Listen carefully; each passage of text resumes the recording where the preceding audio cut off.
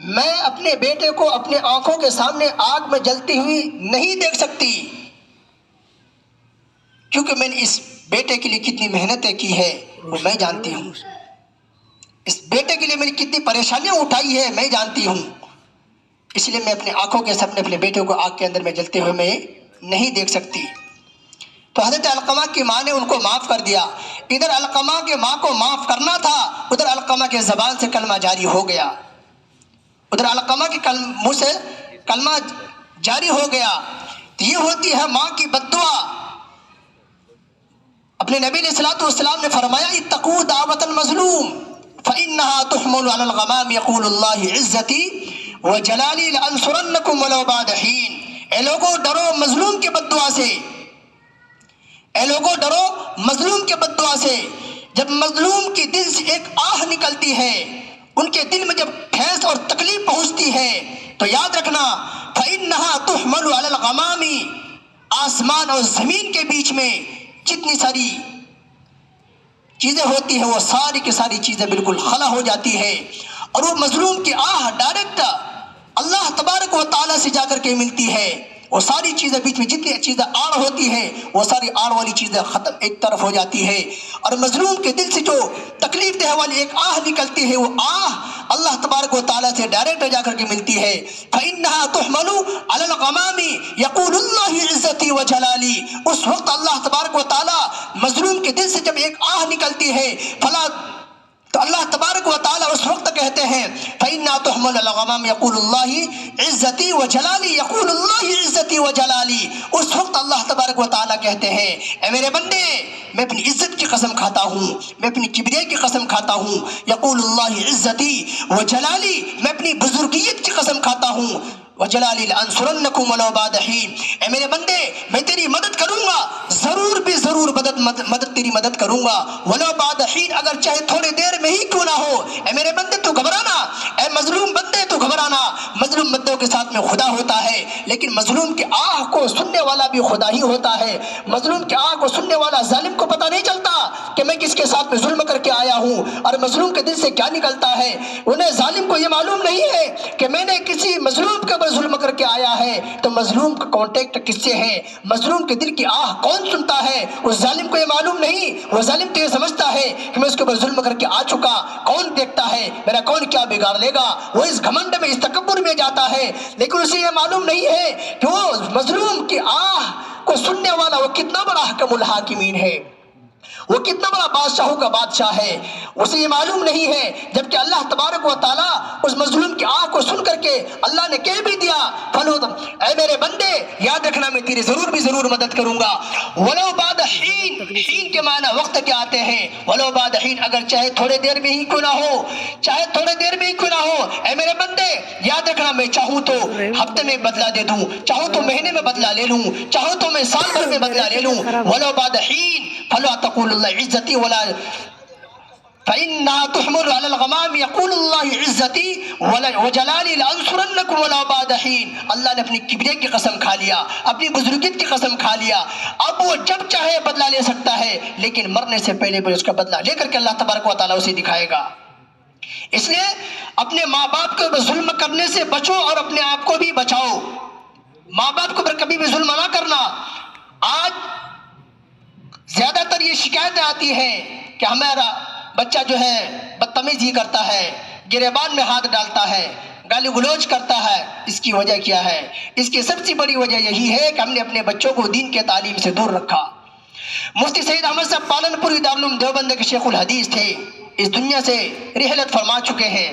اللہ تبارک و تعالی حضرت والا کا جنت الفردوس میں اعلیٰ مقام عطا فرمائے۔ مفتی سید احمد صاحب پالن پوری رحمۃ اللہ علیہ سے کسی نے پوچھا کہ حضرت بچے دیندار کیسے بنیں گے؟ میں مفتی صاحب کا قول میں آپ حضرات کے سامنے کہہ کر کے چلا جاؤں گا۔ مفتی سید احمد صاحب پالن پوری رحمۃ اللہ علیہ نے کوئی لمبی چھوڑی بحث نہیں فرمائی۔ مفتی سید احمد صاحب پالن پوری رحمۃ اللہ علیہ نے کہا کہ اگر آپ یہ چاہتے ہیں کہ میرا بچہ دیندار بن جائے، دین کے ماحول میں ڈھل جائے اور اپنے وقت کا ولی کامل بن جائے تو اپنے بچوں کو اسلامی لباس پہنا دو۔ یہ نہیں کہا کہ مسجدوں میں بھیجو، عالموں کے پاس میں بھیجو، حافظ قرآن کے پاس میں بھیجو، مؤذنوں کے پاس میں بھیجو، اتنی لمبی چوڑی بحث کرنے کی ضرورت نہیں ہے، عقل مند کے لیے اشارہ کافی ہوتا ہے۔ مفتی صاحب نے کہا کہ اپنے بچوں کو اسلامی لباس پہنا دو، ان کے سروں پر ٹوپی اور اسلامی لباس کرتا پاجامہ اس کو پہنا دو، بچہ آپ کا دیندار بن جائے گا، بچہ آپ کا دیندار بن جائے گا۔ میں یہ نہیں کہتا، کیونکہ آج کل کے وقت میں کسی کے پاس اتنا ٹائم نہیں ہے، دنیاوی تعلیم حاصل کرنے کے لیے پوری زندگی ہے ان کے پاس میں ٹائم، لیکن دین کی تعلیم حاصل کرنے کے لیے آج کسی کے پاس میں ٹائم نہیں ہے۔ اس لیے میں آپ حضرات سے بھی یہ نصیحت کروں گا،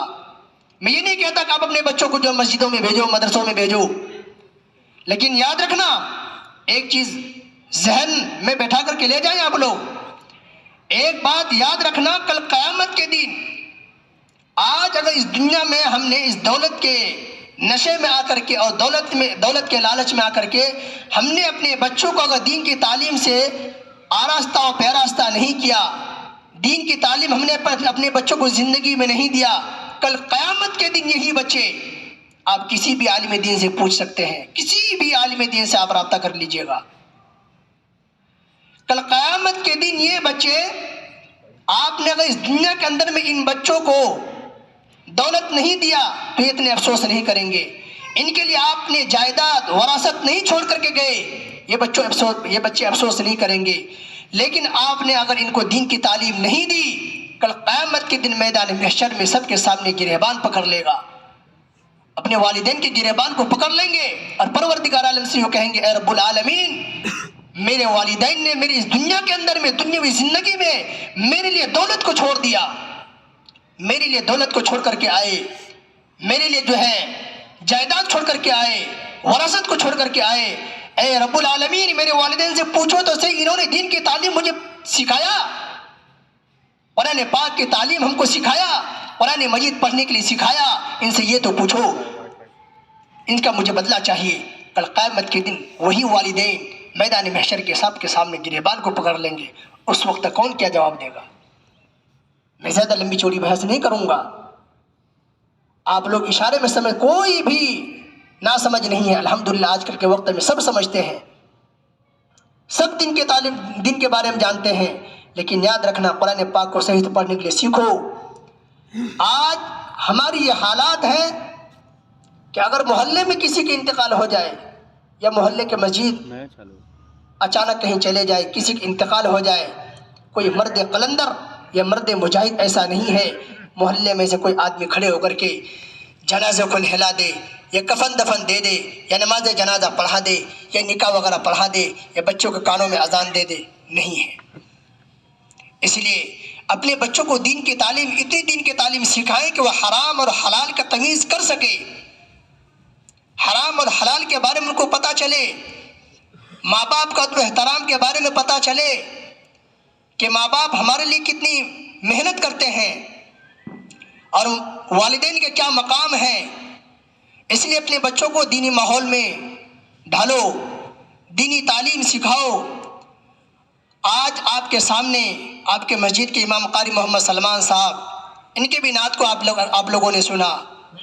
انہوں نے اپنی زندگی میں اپنی پڑھائی کے ٹائم بھی انہوں نے محنت کی، جب بھی آج یہاں تک پہنچا،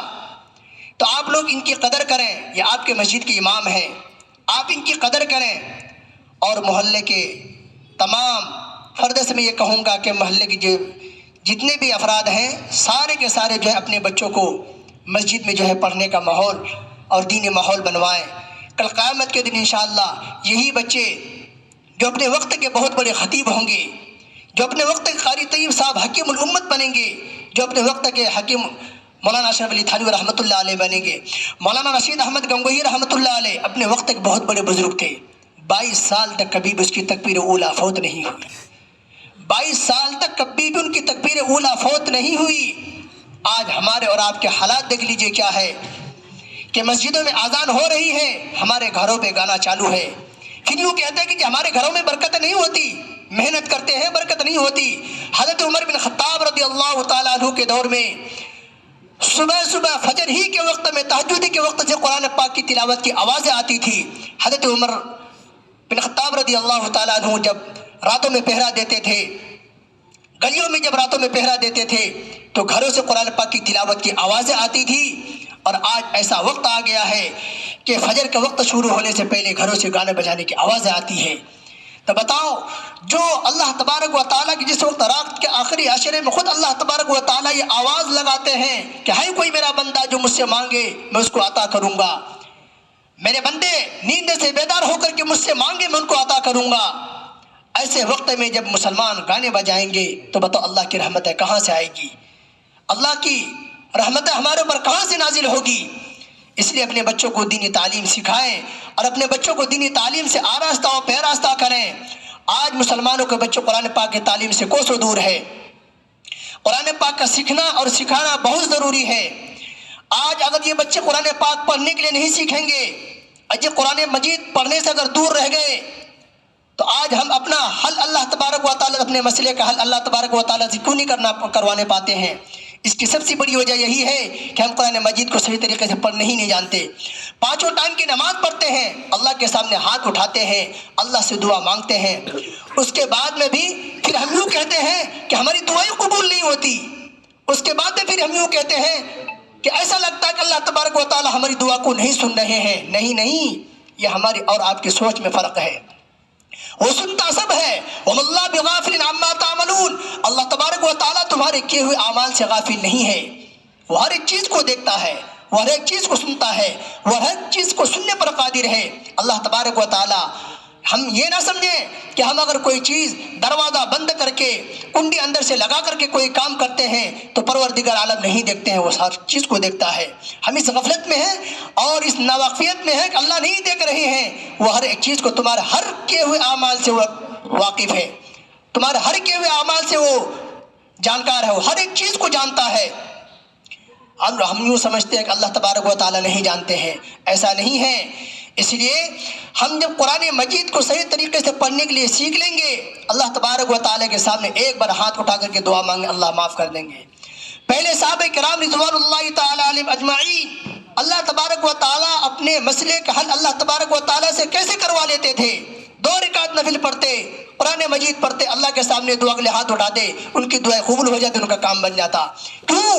انہیں قرآن پاک پہ یقین تھا، اللہ کے ذات پہ یقین اور بھروسہ تھا۔ آج مسلمانوں کو قرآن پاک پہ یقین نہیں ہے، اللہ کے ذات پر بھروسہ نہیں ہے، یوں سمجھتے ہیں کہ ہم جو بھی کچھ کر رہے ہیں اپنی کوشش اور اپنی محنت سے کر رہے ہیں، دوسروں کے کوشش اور محنت سے کچھ نہیں ہو رہا، حالانکہ تمہارے اور ہمارے آپ کے کرنے سے کچھ نہیں ہونے کی کرنے والی ذات خدا کی ہے، اور جب تک ان کا امر نہیں ہوگا، جب تک اللہ تبارک و تعالیٰ کا حکم نہیں ہوگا، ان کے حکم کے ان کے امر کے بغیر ایک پتا بھی نہیں ہل سکتا ہے۔ آج ہم یوں سمجھتے ہیں کہ سب کام ہم لوگ اپنی مرضی سے اور اپنے بلبوتے پہ، اپنے طاقت کے، اپنی جوانی کے بلبوتے پہ کر لیتے ہیں، یہ ہماری اور آپ کی ایک غلط فہمی ہے۔ اس لیے اللہ تبارک و تعالیٰ سے دعا کیجیے، اللہ تبارک و تعالیٰ ہمیں اور آپ کو کہنے سننے سے زیادہ عمل کرنے کی توفیق عطا فرمائے، اور جو ہے نمازوں کو پابند رہیں، نمازوں کی پابندی کریں۔ اور خاص طور پر جو ہے میں آپ سبھی حضرات سے بہت ادب و احترام کے ساتھ میں یہ درخواست کروں گا کہ ملک فلسطین کے لیے دعا کیجیے اور وہاں کے مسلمانوں